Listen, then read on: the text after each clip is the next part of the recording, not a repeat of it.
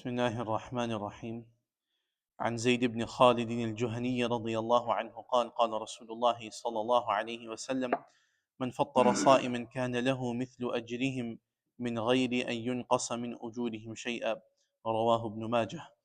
Sayyidina Zayd ibn Khalid al-Juhani radiallahu anhu narrated that Allah's Messenger sallallahu alaihi wasallam said, "Whoever provides food to any fasting person for breaking their fast will get a reward like theirs without that decreasing their reward in any way." Commentary. Thus, it is a great practice to send food for iftar to family members, neighbors, friends, and community members. While most of us remember this and do try to provide food to others during Ramadan, it is good to know that this is part of a general principle, namely that helping others in virtuous deeds earns a reward similar to the reward of that deed itself. A longer version of this hadith establishing this principle is the following. عن زيد بن خالد الجهني رضي الله عنه قال قال رسول الله صلى الله عليه وسلم: من جهز غازيا أو جهز حاجا أو خلفه في أهله أو فطر صائما كان له مثل أجورهم من غير أن ينتقص من أجورهم شيء. رواه ابن خزيمة. Sayyidina Zayd ibn Khalid al-Juhani radiallahu anhu narrated that Rasulullah sallallahu alaihi wasallam said, "Whoever equips a warrior or a pilgrim or takes care of his household in his absence or provides food to any fasting person for breaking their fast will get a reward like theirs without that decreasing their reward in any way." Commentary. As such, we should be on the lookout for helping others engage in good deeds. This will be a good way of multiplying our own rewards. So we continue with the ahadith of Rasulullah sallallahu alaihi wasallam pertaining to the month of Ramadan. So, subhanAllah, this hadith talks about a beautiful principle, and this allows the mu'min and the believer to multiply his or her rewards many times and record for themselves many rewards which they themselves would not be able to do in this limited and restricted lifetime which Allah Azza wa Jal has given us. We live for 60, 70, 80 years, right? How many Ramadans, so if you live, someone lives for 60, 70 years, that means 60, 70 Ramadans. You take out the first, give or take 10, 12 Ramadans, right? Because that is when a person is a child, haven't reached the age of bulugh yet. So after that, it officially begins, right? So realistically speaking, 60 Ramadans, maybe 55 Ramadans for some, right? So in this hadith, Rasulullah sallallahu alaihi wasallam is telling us that in order to multiply the reward, in order to record many fasts for yourself, many more times than 60, the easiest way, one of the easiest way to do that is to feed the fasting person.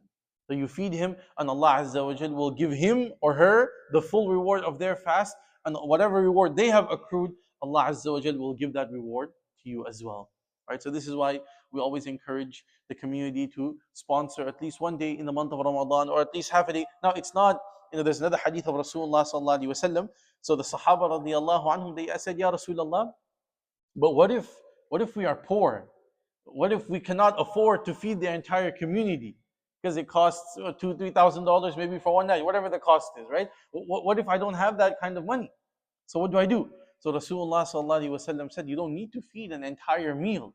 Even if you give the fasting person a bottle of water or a piece of date. Rasulullah sallallahu alaihi wasallam said date, not a bottle of water. So even if you give the fasting person a date or a bottle of water, Allah Azza wa Jal is ready to give you that reward as well. It depends on your ability and your capacity. If that is what you can afford and that is what you are giving to the fasting person, that is the reward that you're going to get, inshallah. Someone whom Allah has given a lot, someone who Allah has given a good amount of wealth, then they spend more and they feed the entire community an entire meal, then that is very good. They will get their reward as well. So don't, sometimes we think that, oh, but I can't do this, so how am I? So even if you just get one box of dates and you bring it to the masjid and you pass that out, and all the fasting people, inshallah, that day, whoever breaks the fast with those dates that you brought them, you will get their reward for their fasting as well. Okay, so that is the fasting specifically speaking. Then, as the author mentioned in the second hadith over here, Rasulullah explains that this is not just with fasting. Anytime you help anyone do any good deed, you will also get the reward of that. And that is why it's so amazing, because we can't do everything all the time, right? So over here, Rasulullah is saying to equip a warrior, right? To give to equip a haji, person going for hajj. We can't go for hajj every year.